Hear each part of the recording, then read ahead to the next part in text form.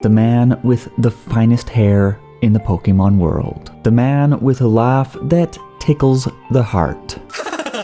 The man who ran away from wealth and turned to a life of crime. Why did he do it?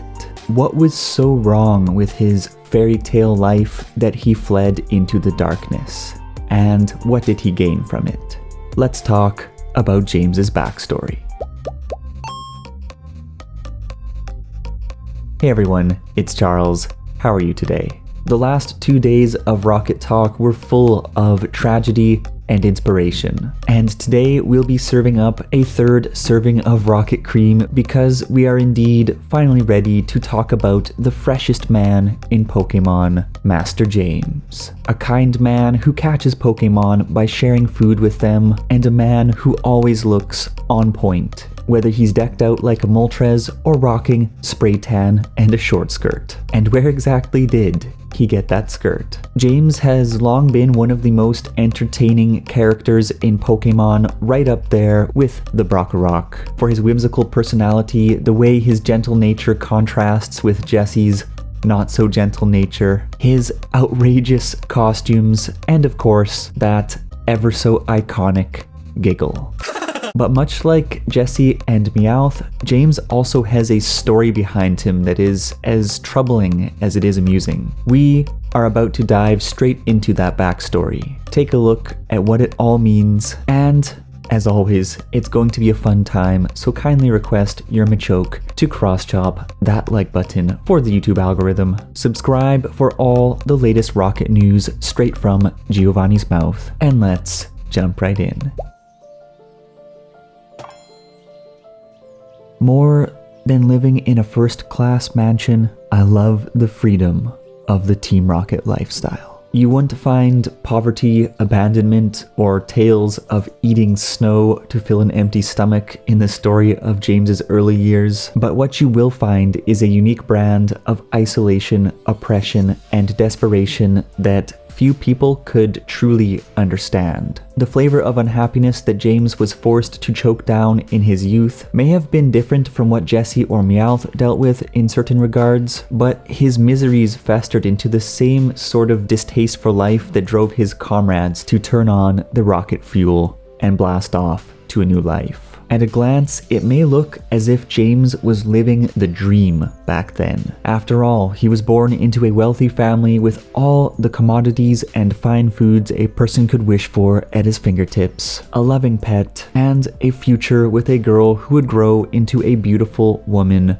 Jezebel. But beneath this veneer of wealth and power, his zest for life was rotting away. As we find out, James's parents were terribly overbearing, controlling, and we see no evidence of them even considering the feelings of their only child. These are the parents who later in life even pulled the cruel trick of faking their own deaths in an attempt to lure James back under their control. And because of this upbringing, James was forced into an unrelenting series of intrinsically meaningless upper crust masquerades of pomp and status display, something he truly detested. James was isolated from any semblance of a normal life, living in a walled garden and left to wonder about the world beyond. And perhaps worst of all, this beautiful woman he was supposed to marry was a woman so domineering and so awful that it would make a Ghastly's skin crawl. If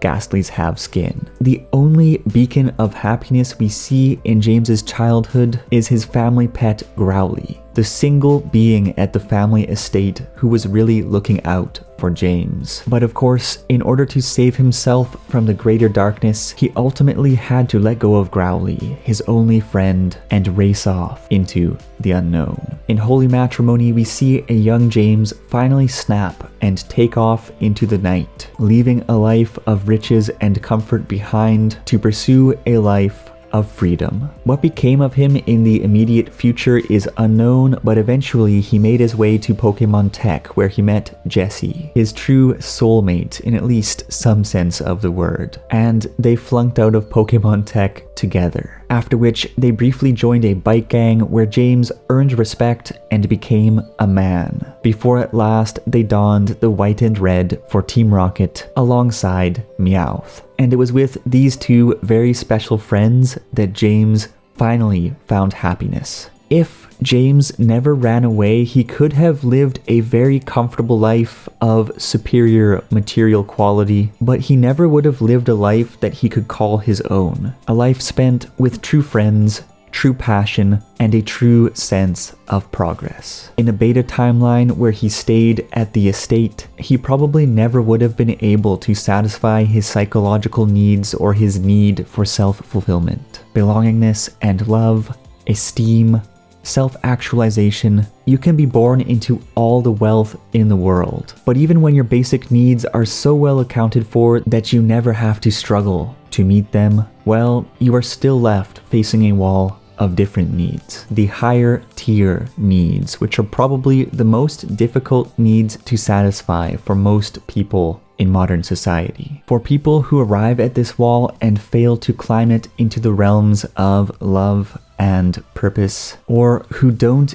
even try to scale it. For these people, there are really only two alternative routes. One that leads to stifling depression, and the other that drops off into the pit of decadence where people fizzle out in a bog of gluttony and laziness. That is to say that even if you have every physical need accounted for in excess, if from there you simply live as a husk of a human without a sense of belonging, without a sense of achievement, or without the sense that you are working to unlock your potential, that can lead you to dark places. And this is particularly evident in James's position, in which he was actively blocked from climbing the wall by his parents. And while the luxurious nature of the goods he consumed and the environment that he lived in may have concealed that reality, he was ultimately able to see past the illusions and get out before it was too late. Breaking out of his comfort zone and plowing forward into the unknown was a big risk,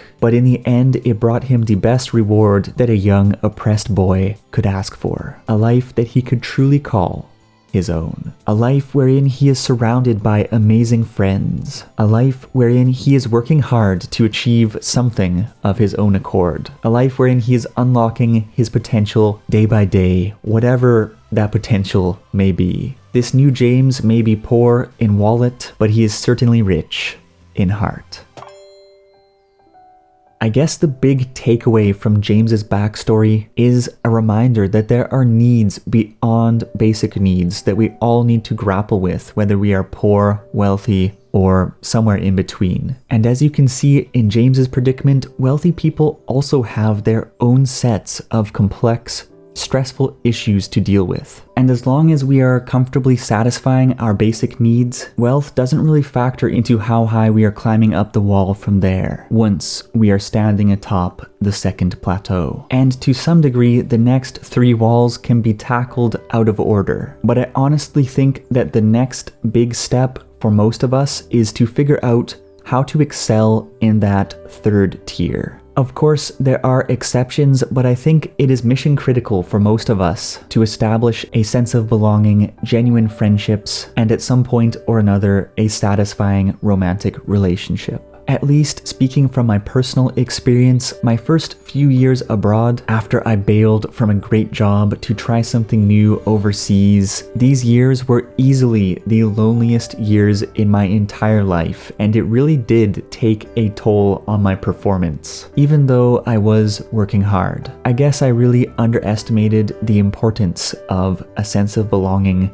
healthy relationships, and so on. And while things are totally cool for me now in that regard, I would say it is definitely a good idea to get those aspects of your life lined up as soon as you can so that you can really focus on thriving on your journey through the higher tiers. And while progressing in their careers and earning the big dollars gives people access to some of the rewards that are achievable by satisfying needs in the upper tiers, there's usually more to it than that. Things like coaching others, being a leader, doing things to lift your family or greater society up, or pursuing projects with some kind of deep personal meaning attached seem to be pretty important from what I can see. I think that is the great appeal of something like making YouTube videos. It's not exactly financially lucrative for most of us, but it does add another layer of purpose to life when you can continually challenge yourself to pick up new skills,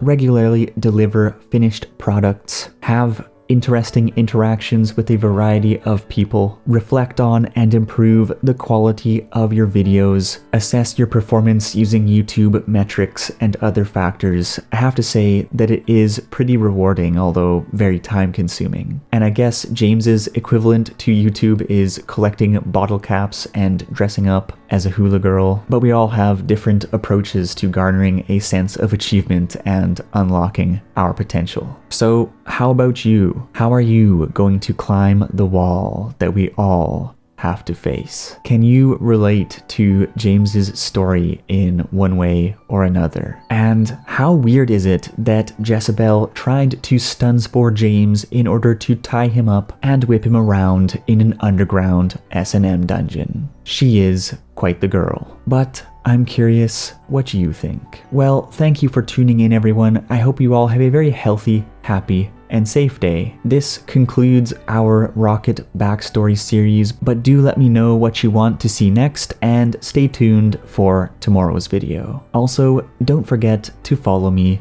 over on Twitter. And with that said, well, as always, let's chat.